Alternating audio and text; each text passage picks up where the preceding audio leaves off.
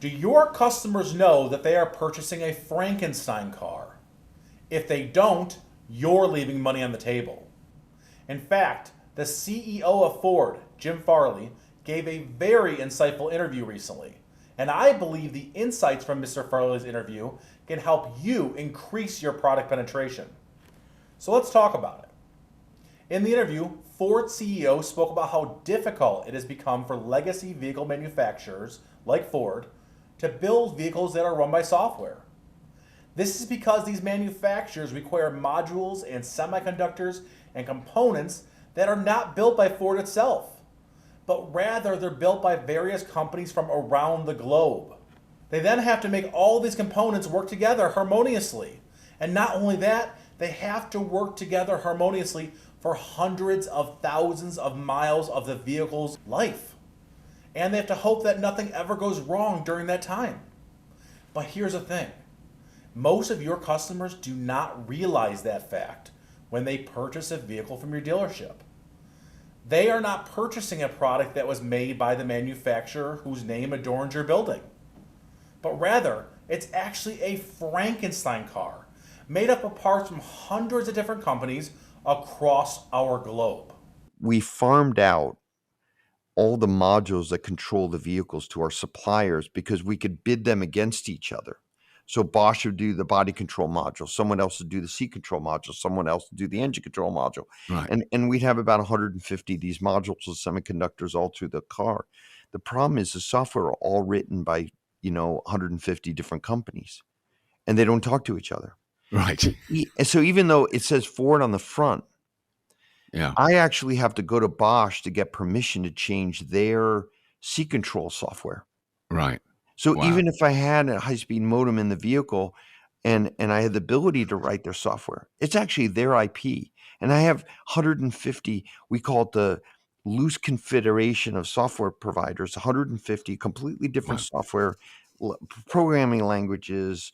All the structure of the software is different. It's millions of code, and we can't even understand it all. Mr. Farley said that they have farmed out all of the modules and semiconductors that control their vehicles to various suppliers around the world. By doing so, they are able to bid these manufacturers against each other and make a cheaper vehicle. He specifically mentioned how Bosch manufactures the body control module, and another company makes the engine control module, and a whole different company makes the seat control module, and there are 150, yes, 150 of these various components and companies producing modules and semiconductors that make up our vehicles.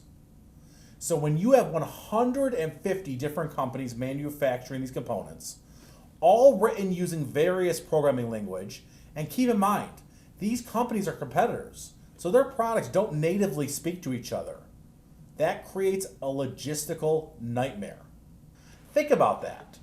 Your customer is driving away in a Frankenstein vehicle that was manufactured by 150 completely different software providers that don't talk to each other and don't mesh.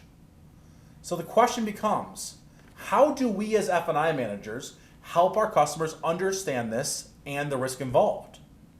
Let's talk about how that may look when you're doing your first go-around on the F&I menu. Mr. Customer, that brings me to the vehicle service contract. This is like medical insurance for your car.